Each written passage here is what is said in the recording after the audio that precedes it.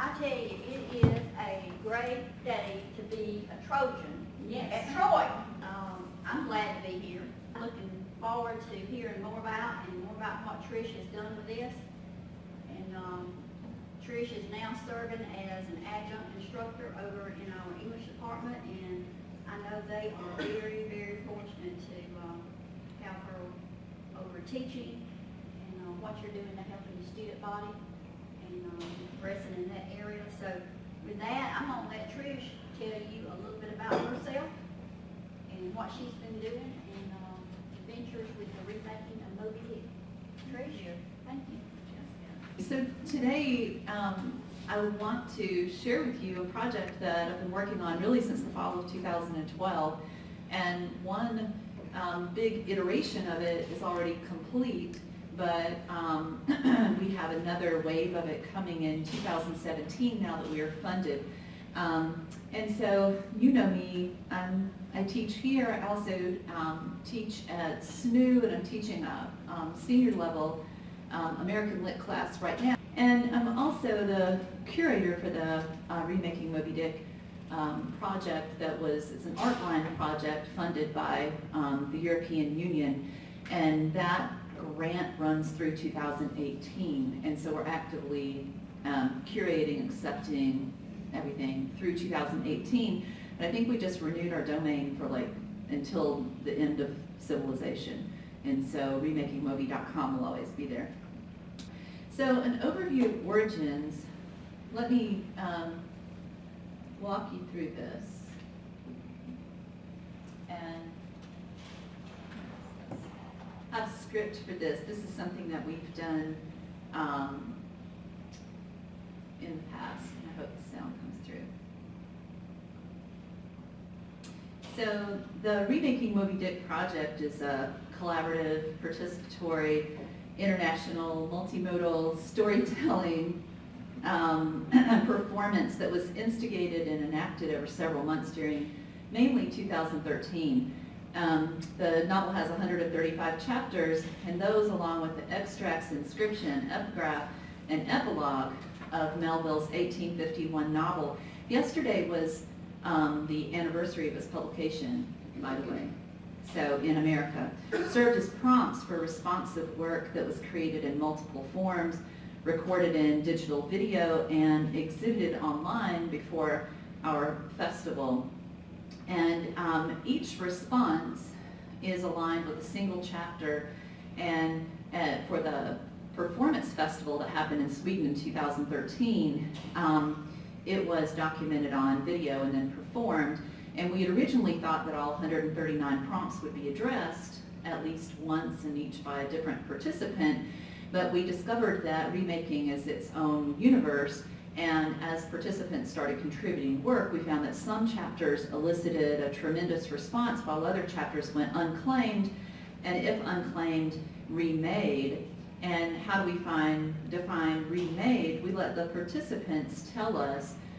Readers of Moby Dick find the whiteness abstraction so fascinating. Have you signed a set of pequod, I say? Was there anything down about signing away your soul?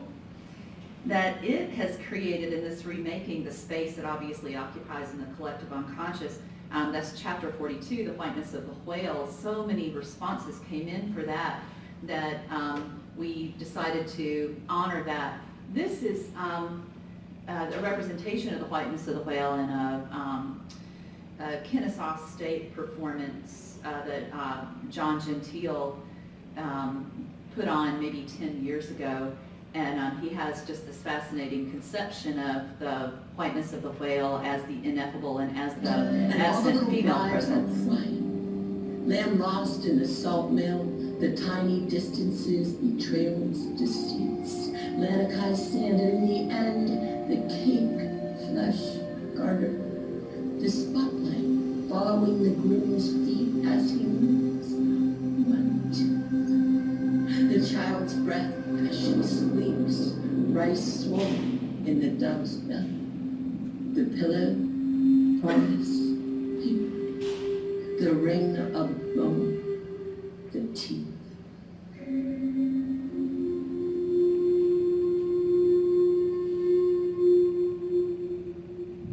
This is one of the responses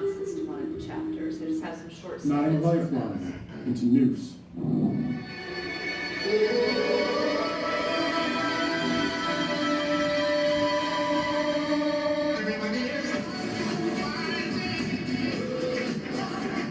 Did I mention that Lusa, a 3-year-old, has a Justin Blubber t-shirt that says, I love Justin Blubber on it?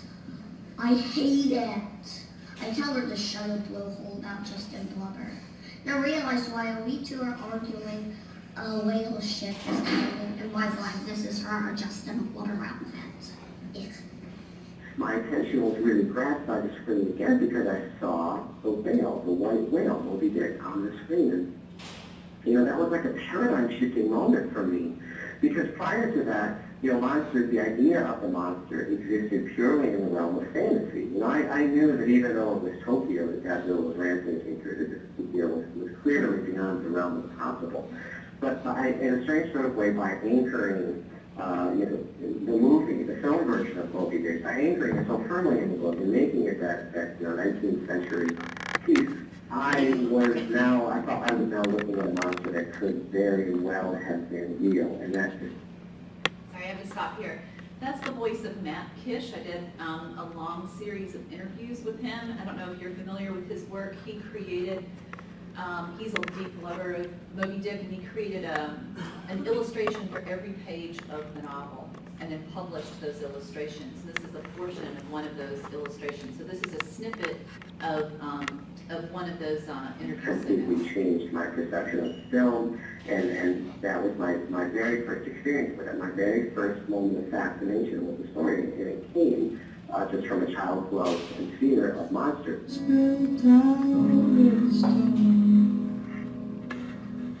Day after day we drilled, filling barrel after barrel, our captain demanding we go further. While all God's sunlit waves roll by and let me deepening down to doom. And I don't know how many of you way back in the day were familiar with the band Guadalcanal Diary, but that's the voice of Murray Attaway from that band. My partner Lisa, who is my academic partner in Sweden for this project, was married to him for a super long time, and so he contributed a couple songs and provided voice for them for this.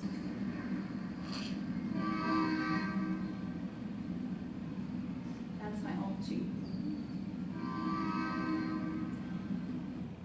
This is one, there was I think in 2013, there was a performance of Moby Dick in the Warehouse District in Atlanta that Goat Farm put on, and they took over these warehouses and turned them into the ships and the spaces, and so it was one of those immersive things. There was scent and there was sound, and so when people are keeping watch before the performance, this is literally in the parking lot, people keeping watch, and then as dusk fell, then we went into the building and the performance started. It was really kind of spectacular.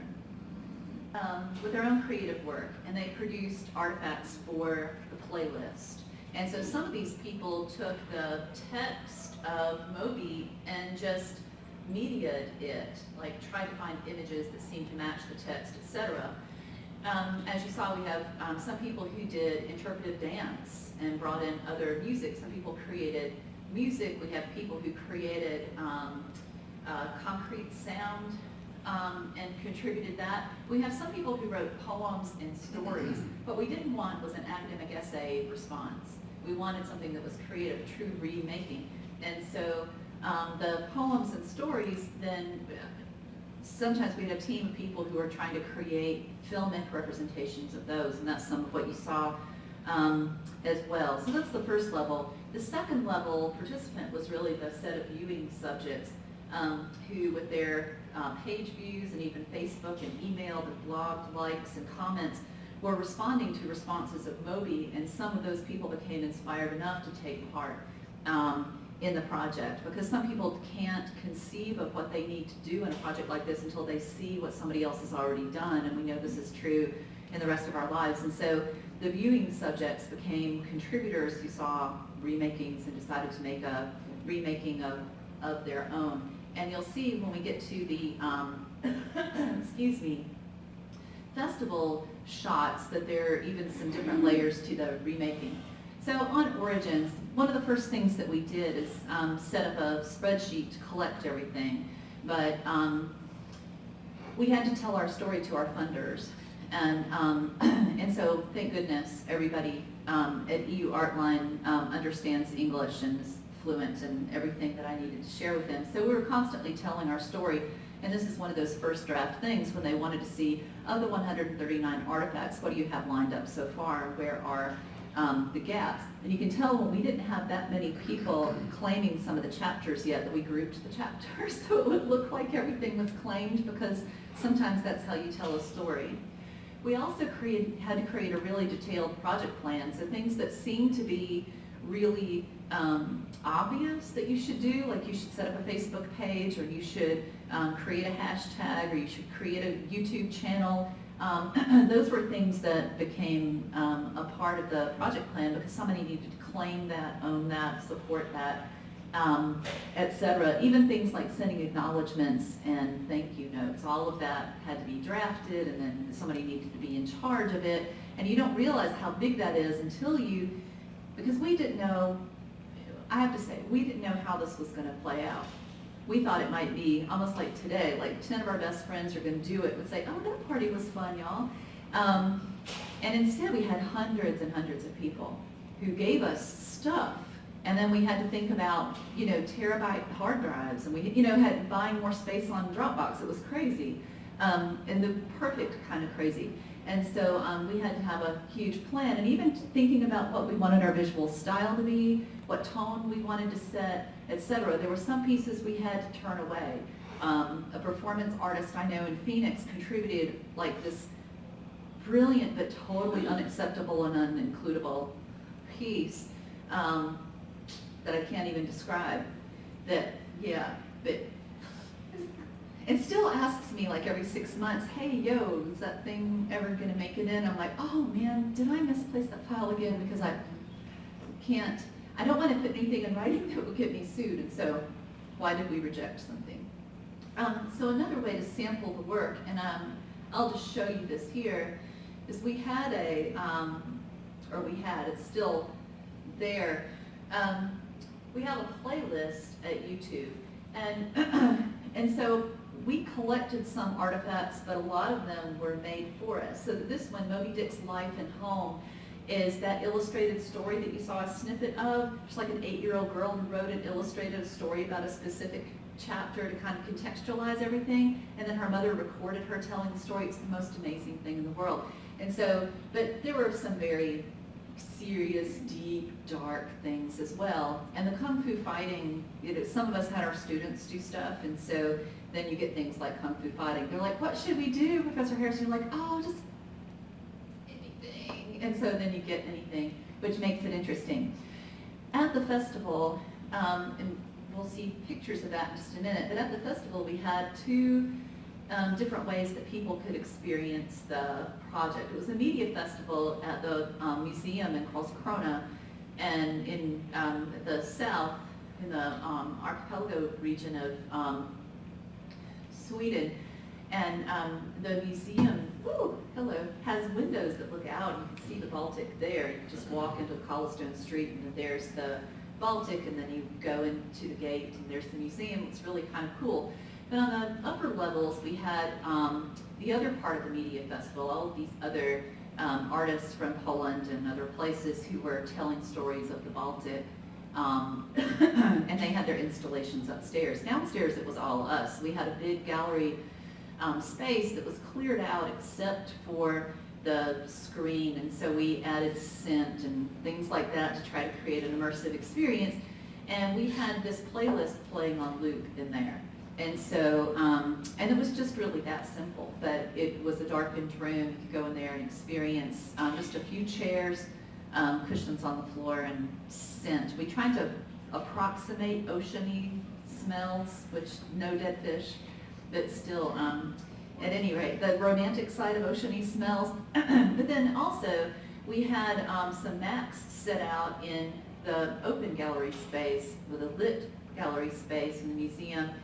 And we had the playlist playing on continuous loop there as well, but we hid the mice so that, and we had headphones and no mice, so that if you wanted to experience it, you could put on the headphones and experience it, but you couldn't stop, start, change where you were, etc.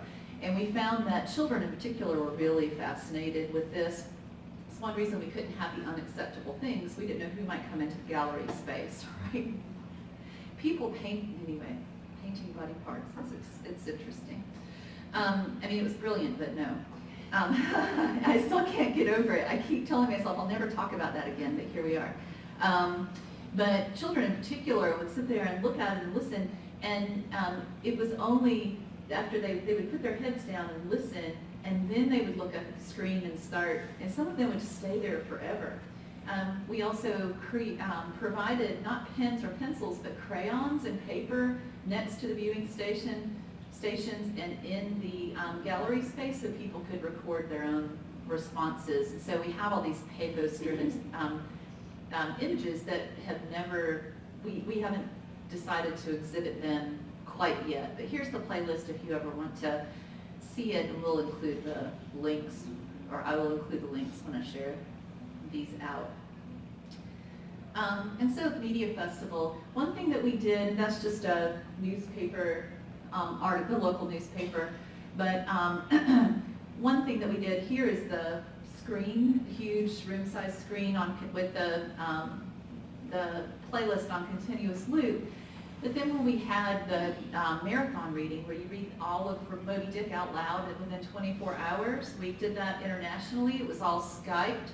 And part of our grant was we paid some local actors to dress in 19th century garb and go out to different places in public, in the open air in Karlskrona, and stream their reading of certain chapters. And so that became a part of the performance as well. And there they are, and they're so cute.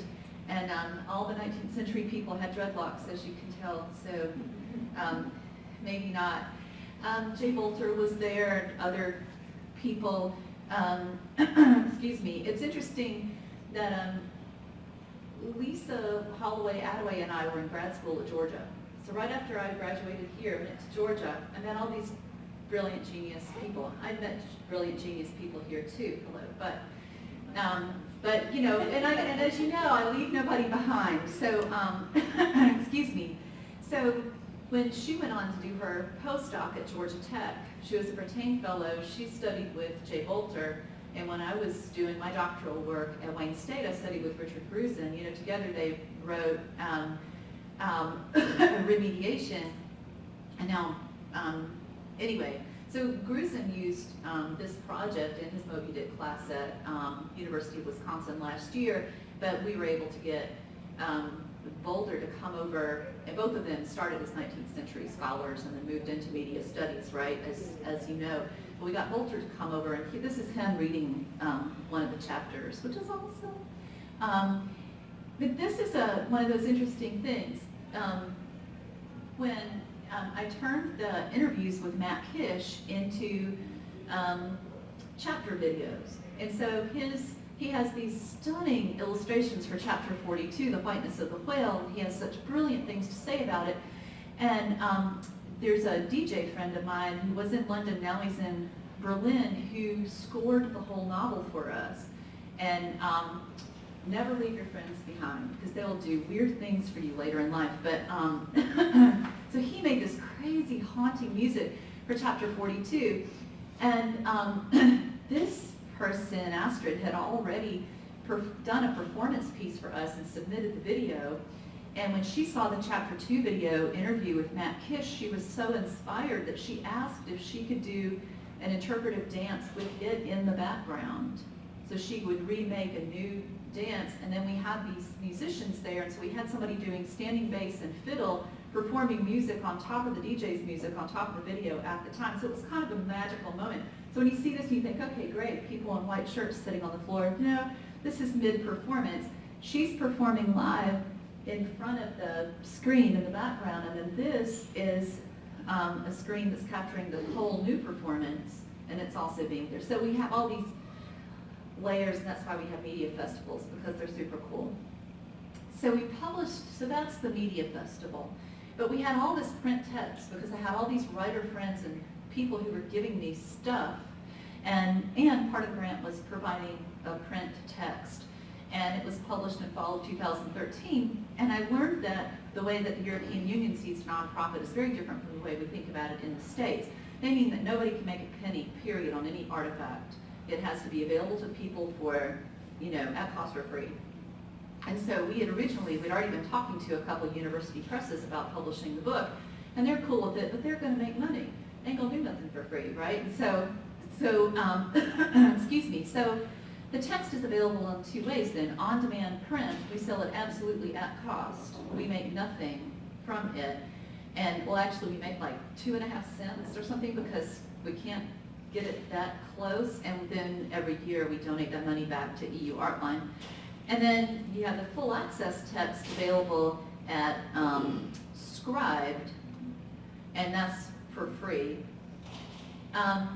So there's the text, and you can scroll through it, etc. It has 260 pages. It's not a little slim animal.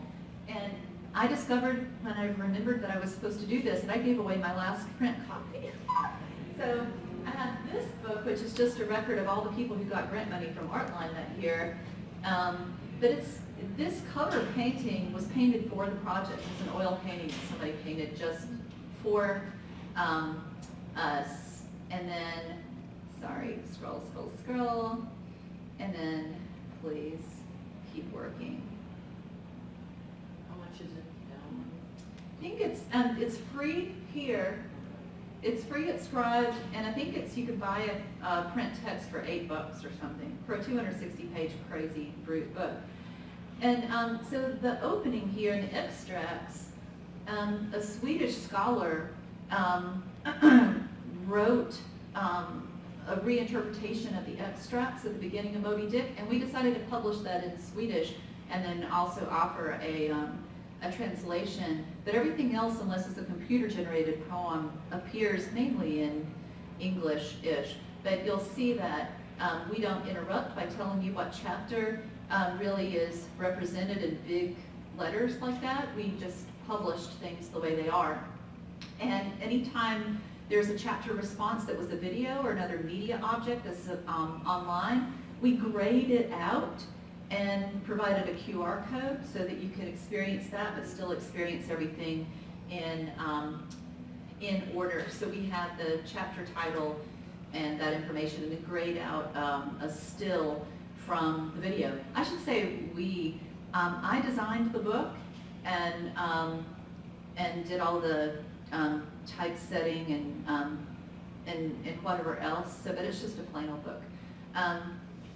But it's pretty cool. And one of the things when we talk about not discounting, not trying to find specialists, is a photographer friend of ours who's actually a wedding photographer in Malmö in Sweden created a unique photograph for each of the chapters, and so those are in the text as well, and those kind of create an interesting space. Yes, go away.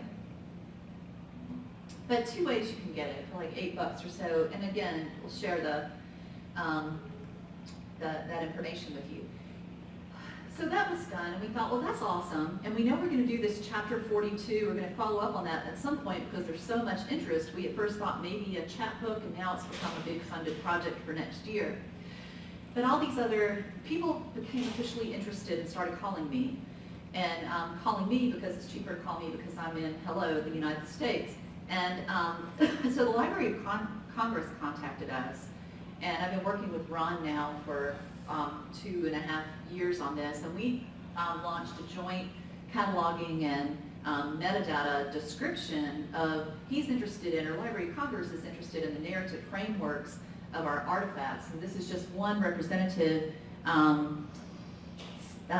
screen capture for one of the ways that our artifacts interact with every other Moby artifact anywhere, cataloged by them. And so we'll talk about that more in a minute. But that's been an amazing, I feel like I'm getting like a new PhD in weird Library of Congress stuff. It makes me super happy. Another thing is John Nicolitti's it's not actually my misspelling, John Ippolito's graduate program at University of Maine in digital curation has a special variable media paradigm project. And so they approached us to see, because you have all this variable media attached to this project, will you use our instrument and help us better design our assessment instrument, and it's like 10 pages long, and then let us study the project and give you feedback. And they're really interested in how, when you take all of these different kinds of media and put them together in one project, what's the durability and longevity of it?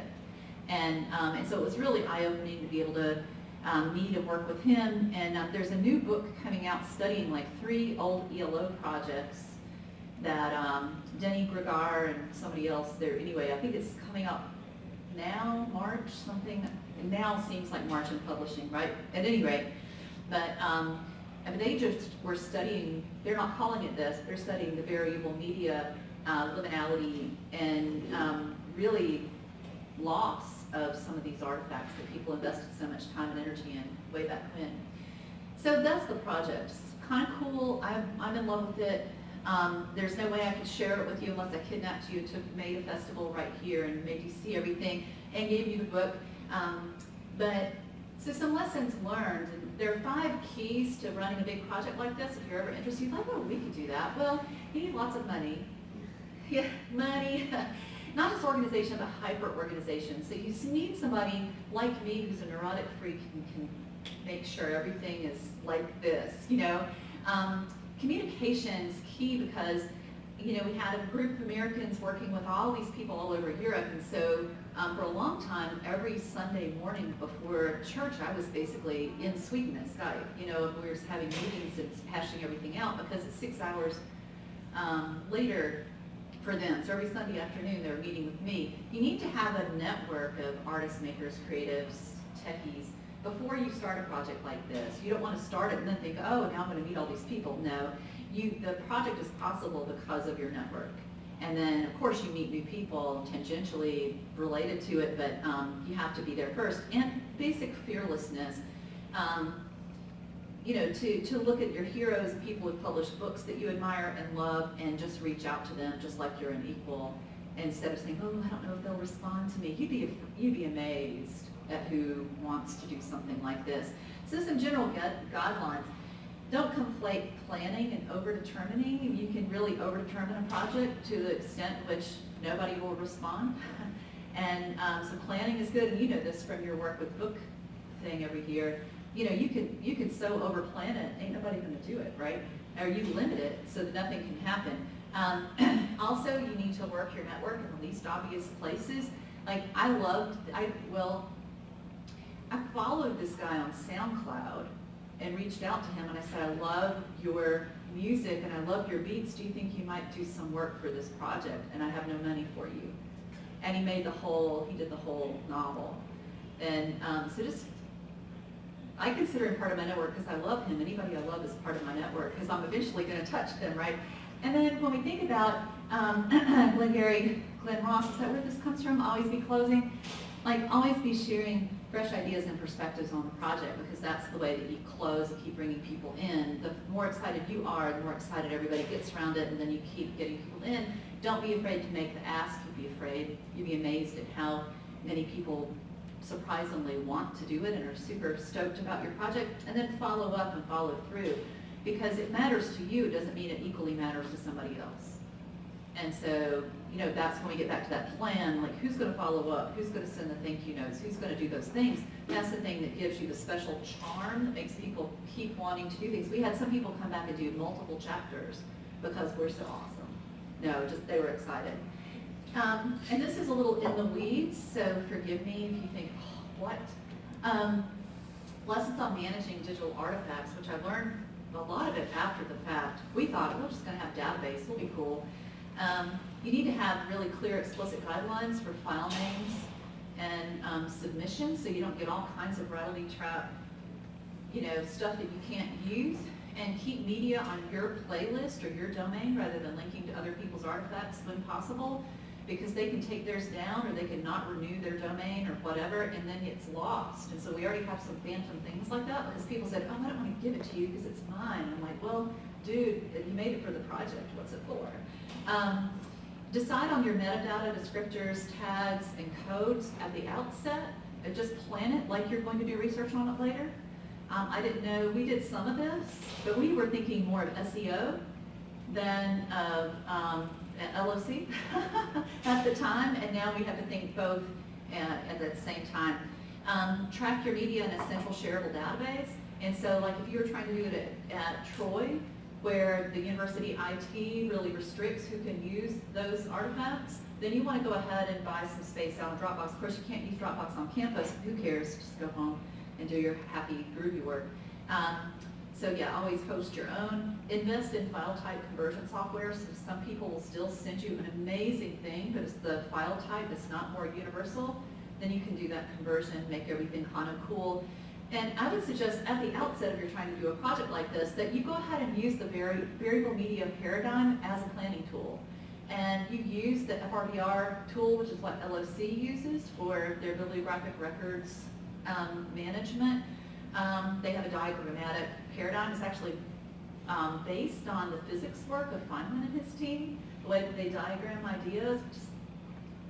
But that's what you saw a picture of, is one of those diagrammatic pieces. But use that to plan, and then you'll save a lot of time later.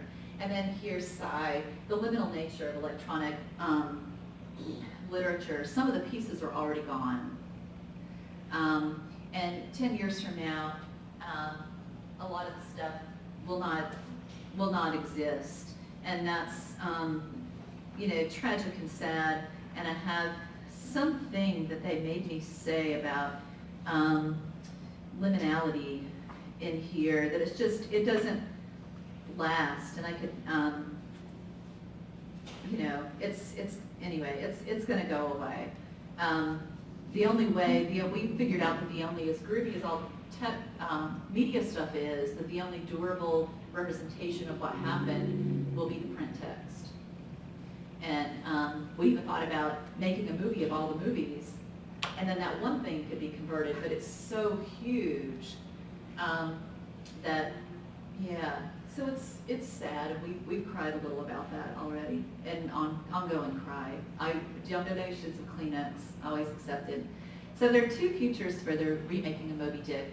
First, once we get the cataloging done, Library of Congress, it will be a durable project that sits there that's related to every other Melville thing, which is a very cool thing. And that is a future. There are already people using it in the classroom and using it as a model for what happens. Another future is, as I was talking to Dr. Kernet, or discussing with him before we started, we have, I don't want to call it a next phase, but the Chapter 42 iteration coming in 2017, in which we try to chase the ineffable and these absent presences in the novel.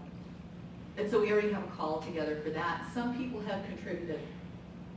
We're getting more traction in Europe, and some of Lisa's game design students are creating a game in which you chase the ineffable through Moby Dick.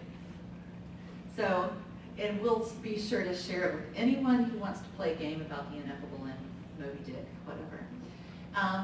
Yeah, and go visit us. We're at remakingmoby.com, and what we learned is, after the project was done, we kept updating the site all the time, that people thought that meant that we were still accepting stuff. And then, so yeah, so we're going to start moving forward with it again, and posting stuff regularly in mid-December when we want to get their attention again, and it pushes out to all those other places. Trish, thank you so much. Thank you. Thanks,